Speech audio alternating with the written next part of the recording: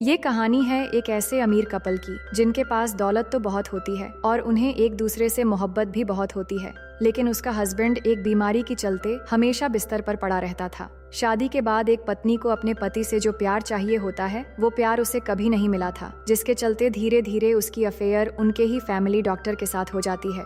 वो अक्सर चुप चुप के उससे मिलने जाया करती है, क्योंकि जो सुख उसे कभी नहीं मिला था अब वो सुख उसे डॉक्टर के साथ महसूस होने लगती है। अब डॉक्टर के साथ वो खुश तो बहुत थी, लेकिन उस डॉक्टर के मन में तो कुछ और ही प्लान था, जिसे देखेंगे हम आज की इस पूरी कहानी में। सो हेलो दोस्तों, मेरा नाम है इशिता और कहानी शुरू होती है एक हॉस्पिटल के रूम से, जहां पर हम कैथरीन नाम की एक औरत को देखते हैं। उसका बहुत ही भयानक एक्सीडेंट हो चुका था और उसके सर पर इतनी गहरी चोट लगी थी कि अब वो कुछ बोल नहीं सकती थी। उसे सब सुनाई तो दे रहा था और एक आंख भी खुली हुई थी, लेकिन वो न तो आंखें हिला पा रही थी और न ही कोई जवाब दे पा रही थी। उसकी देखभाल करने के लिए निकी नाम की एक नर्स मौजूद थी, जो बार बार उससे पूछती है कि आपके साथ क्या हुआ था, लेकिन कैथरीन की तरफ से कोई भी रिएक्शन नहीं आता। वहीं बाहर वेटिंग एरिया में कैथरीन की डॉटर इन लॉ बैठी हुई थी, जिसका नाम लीना है। जब निकी बाहर आती है तो लीना से कहती है कि आपकी मदर इन लॉ की हालत बहुत नाजुक है, वो कुछ भी बोलने या बताने की हालत में नहीं है। शायद वो सब कुछ समझ पा रही हैं, लेकिन बॉडी का कोई पार्ट हिला नहीं पा रही है और डॉक्टर ने कहा है कि उन्हें लॉक्ड इन सिंड्रोम हो गया है।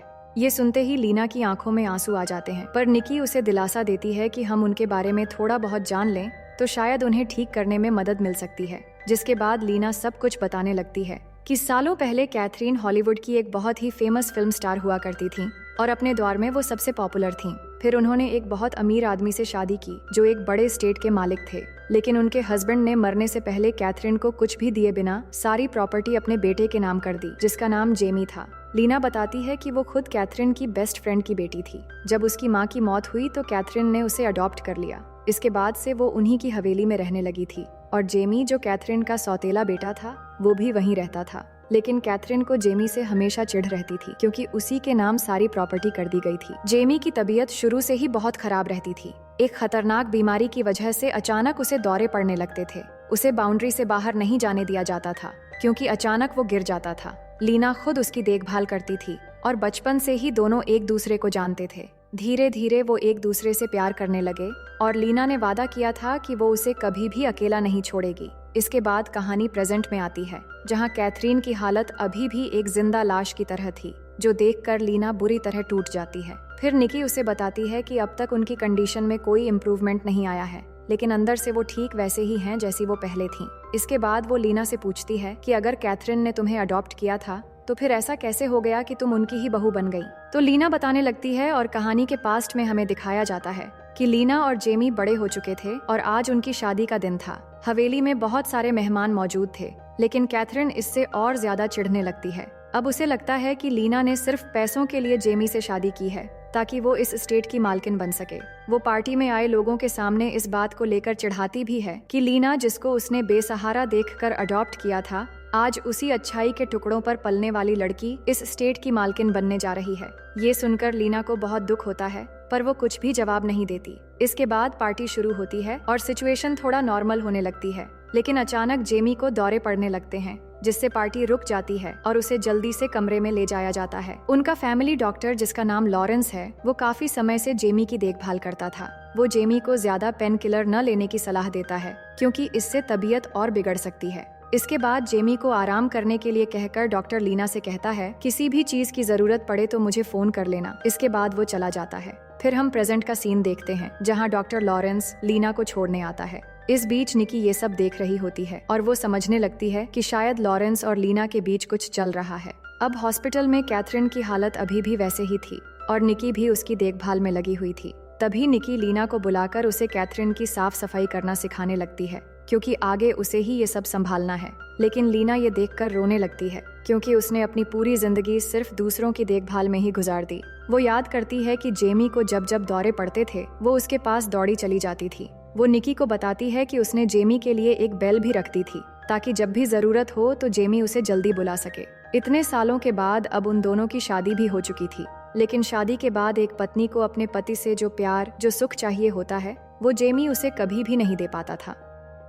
इन सब के बावजूद भी लीना उसकी अच्छे से देखभाल करती है और जेमी की वजह से वो घर से बाहर नहीं जा पाती थी। उसकी जिंदगी सिर्फ जिम्मेदारियों में उलझकर रह गई थी। वो अपने खुद के सारे सपने जैसे पीछे छोड़ चुकी थी। कभी कभार वो स्विमिंग करने के लिए पास के झील में जाती थी। तभी एक दिन हवेली के एरिया में उसे डॉक्टर लॉरेंस मिल जाता है। वो एक महंगी गाड़ी से आया हुआ था, जो देखकर लीना मजाक में पूछती है कि शायद तुम्हें कोई लॉटरी लग गई है। लॉरेंस एक डॉक्टर होने के साथ साथ उनके लिए एक दोस्त की तरह भी पेश आता है। वो कहता है कि नहीं, ये तो लोन के पैसों से लिया है। फिर वो पूछता है कि तुम शायद स्विमिंग करने जा रही हो।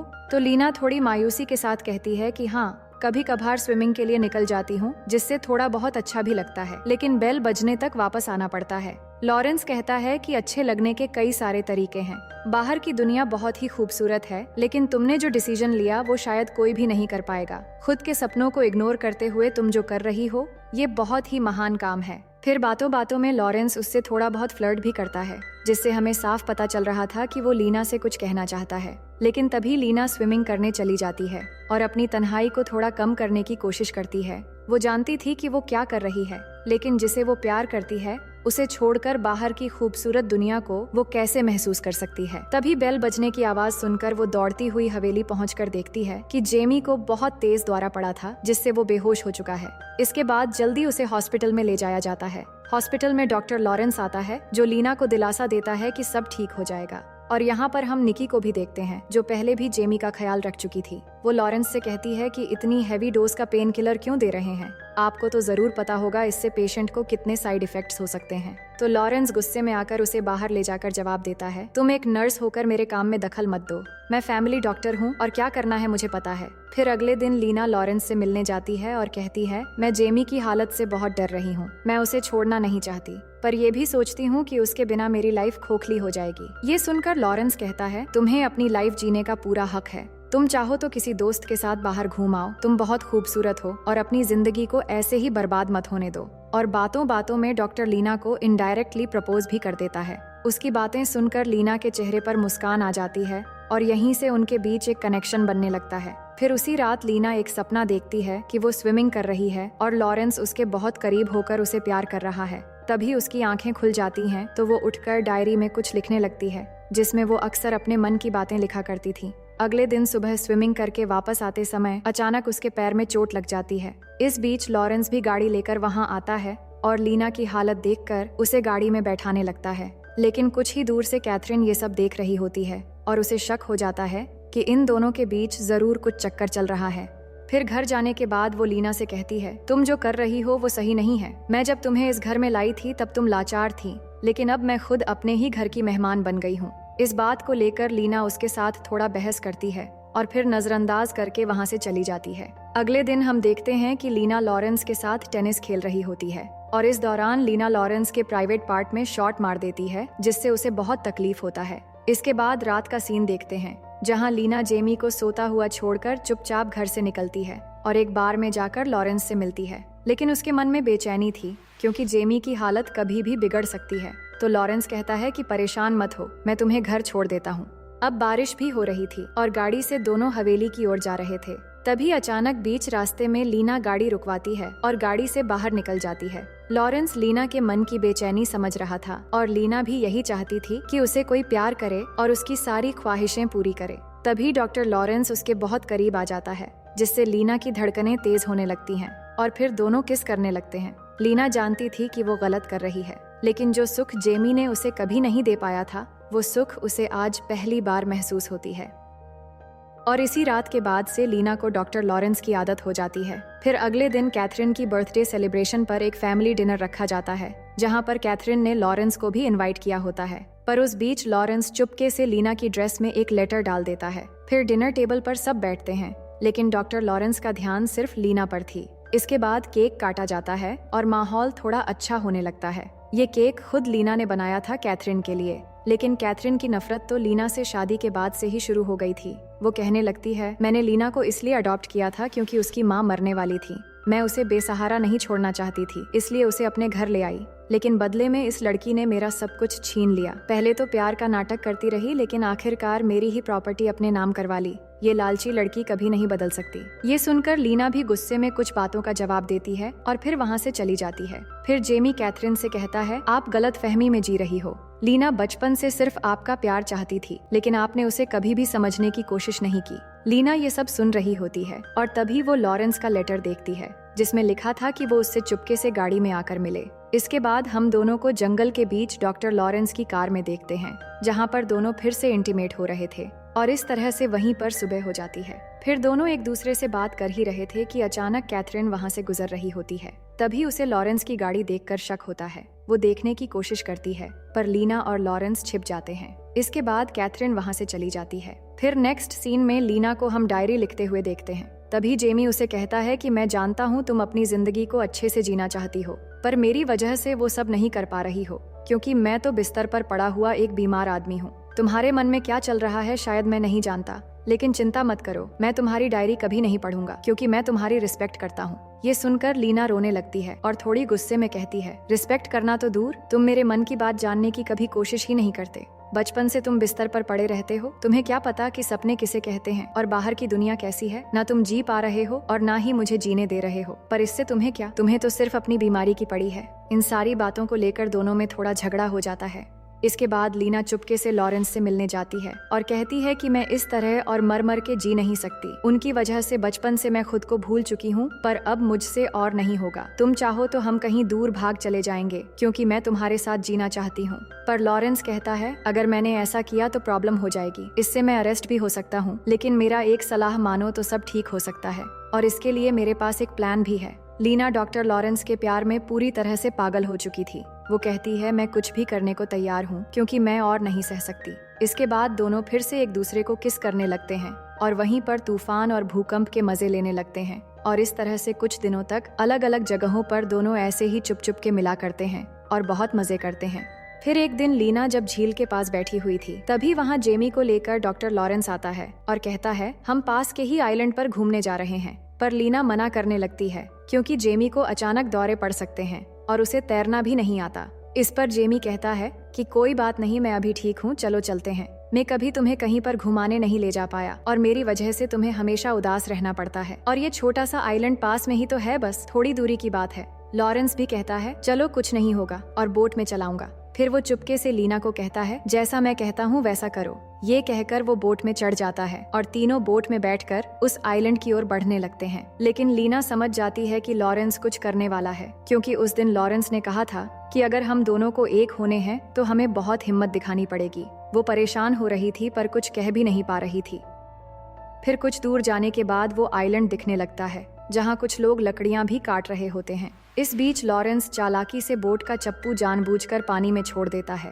फिर उसे लेने के बहाने बोट को हिलाने लगता है और अगले ही पल बोट पूरी तरह पलट जाता है जिससे तीनों पानी में गिर जाते हैं। जेमी तो तैरना नहीं जानता था तो लीना किसी तरह पकड़कर उसे बचाने की कोशिश करती है क्योंकि कहीं ना कहीं वो अभी भी जेमी से प्यार करती थी। लेकिन तभी लॉरेंस जेमी को पानी के नीचे खींच लेता है। लीना उसे पकड़ने की कोशिश करती है पर लॉरेंस उसे पानी के एकदम नीचे ले जाता है जिससे उसकी मौत हो जाती है। इसके बाद देखते हैं झील के किनारे पुलिस आती है जहां लॉरेंस ये सब कुछ एक एक्सीडेंट बताने लगता है। वही कैथरीन भी दौड़कर आती है और रोने लगती है, लेकिन अब तक पुलिस को जेमी की लाश नहीं मिल पाई थी। लीना भी टूट चुकी थी क्योंकि वो जेमी को मारना नहीं चाहती थी, लेकिन लॉरेंस ने उसे जान से मार डाला। इसके बाद लीना खुद को कमरे में बंद कर लेती है। उसे गिल्ट महसूस होने लगता है कि उसकी मौत की जिम्मेदार वो खुद है और उसे आसपास महसूस करने लगती है। फिर एक रात लॉरेंस उसके कमरे में आता है। फिर बिना कुछ बात किए वो लीना के करीब आता है और दोनों इंटीमेट होने लगते हैं। लेकिन उसी दौरान लीना महसूस करती है कि उसके कमरे में बहुत सारा पानी भरने लगा है और ये पूरी हवेली डूब रही है। तभी अचानक उसे जेमी की आत्मा दिखाई देती है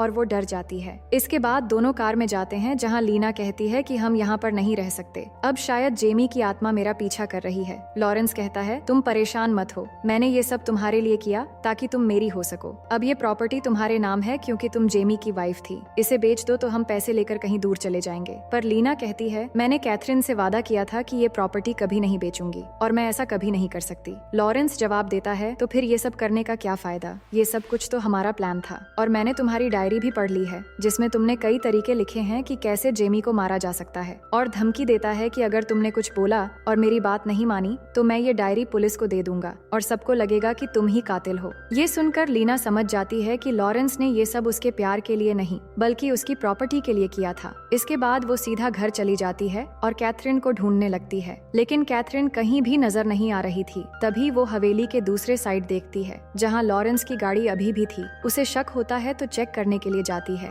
जहाँ पर एक और सच उसकी इंतजार कर रही थी। वो देखती है कैथरीन और लॉरेंस एक दूसरे को किस कर रहे हैं। अब लीना को पूरी तरह समझ आ जाता है कि लॉरेंस ने सिर्फ उसे ही नहीं, कैथरीन को भी अपने जाल में फंसाया था। सब कुछ उसने पहले से प्लान किया ताकि कैसे भी करके इस प्रॉपर्टी के पैसे हासिल कर सके। इसके बाद लीना गुस्से में अपना बैग पैक करके वहाँ से जाने लगती है, लेकिन कैथरीन और लॉरेंस को पता चल जाता है और हो सकता है वो जाकर पुलिस को भी बता सकती है। इसलिए लॉरेंस उसे रोकने की कोशिश करता है, लेकिन लीना नहीं मानती तो लॉरेंस जबरदस्ती करता है और उसे मारने की कोशिश करता है। पर लीना किसी तरह भागते हुए जाकर कमरे का दरवाजा बंद कर लेती है। वो समझ चुकी थी कि लॉरेंस और कैथरीन उसे जान से मार देंगे, इसलिए वो उनके कई बार कहने पर भी दरवाजा नहीं खोलती। लेकिन लॉरेंस उसके कमरे की एक खिड़की को किसी तरह खोलकर अंदर आने की कोशिश करता है। तभी लीना उसके हाथ में चाकू मारकर उसे वहीं पर फंसा देती है। फिर वो एक बंदूक लेकर वहाँ से निकलने की कोशिश करती है, लेकिन तभी कैथरीन उसके सामने पड़ जाती है और दोनों में हाथापाई शुरू हो जाती है। इस बीच लीना सीढ़ी के नीचे गिर जाती है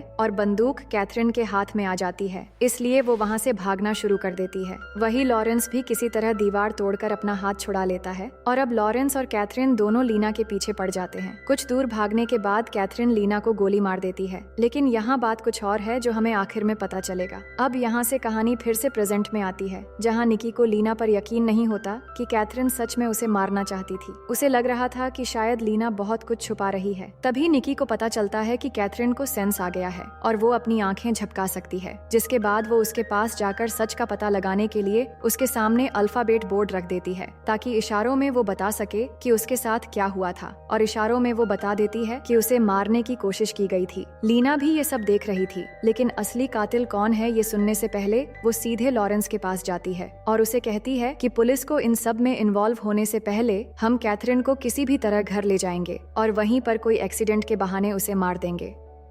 वही निकी पुलिस को कॉल कर देती है, लेकिन तब तक लीना और लॉरेंस कैथरीन को किसी तरह हॉस्पिटल से निकालकर घर में ले आते हैं। यहाँ अब लॉरेंस एक इंजेक्शन डोज तैयार करता है, जिससे कैथरीन मर जाएगी और पुलिस जांच में भी ये साबित नहीं होगी। लेकिन तभी लीना को निकी का मैसेज मिलता है, जिसमें लिखा होता है कि कैथरीन उसे मारना नहीं चाहती थी, बल्कि आखिरी वक्त में उसे अपनी गलती का एहसास हो गया था और वो लीना को बचाना चाहती थी। उसने जब गोली मारी थी तो वो लीना पर नहीं बल्कि लॉरेंस को रोकना चाहती थी। तभी घोड़े से गिरने की वजह से वो जख्मी हो गई। फिर लीना को जाने देने के लिए उसने लॉरेंस को समझाने की कोशिश भी की और उसे ये भी बताया कि अगर तुमने लीना को कुछ किया तो मैं पुलिस को सब कुछ बता दूंगी। ये सुनकर लॉरेंस के पास अब इन दोनों को मारने के अलावा कोई ऑप्शन नहीं था, इसलिए उसने अपनी गाड़ी तेजी से ले जाकर कैथरीन को धक्का मार दिया, जिससे उसकी ऐसी हालत हो गई। इसके बाद वो लीना को भी मारने वाला था, लेकिन लीना को ये सच अब भी पता चला है। उसे बहुत गुस्सा आता है क्योंकि लॉरेंस प्रॉपर्टी के लालच में डबल गेम खेल रहा था। वही लॉरेंस इस दौरान इंजेक्शन तैयार कर लेता है, पर लीना चुपके से एक चाकू उठा लेती है और जैसे ही लॉरेंस इंजेक्शन लगाने वाला होता है तभी मौका देखकर वो उसके सीने में चाकू मार देती है, जिससे वहीं पर उसकी मौत हो जाती है। इसके बाद देखते हैं कि निकी पुलिस लेकर वहां पहुंच जाती है और लॉरेंस की लाश को इन्वेस्टिगेशन के लिए ले जाया जाता है। लेकिन अब लीना और निकी डर रही थी कि पुलिस को क्या जवाब देना है और इसी सस्पेंस के साथ ये कहानी यहीं पर खत्म हो जाती है। तो दोस्तों, मैं उम्मीद करती हूँ कि ये कहानी आपको बेहद पसंद आई होगी और अगर आप हमारे चैनल में पहली बार आए हैं तो वीडियो को लाइक करके चैनल को सब्सक्राइब कर लीजिए।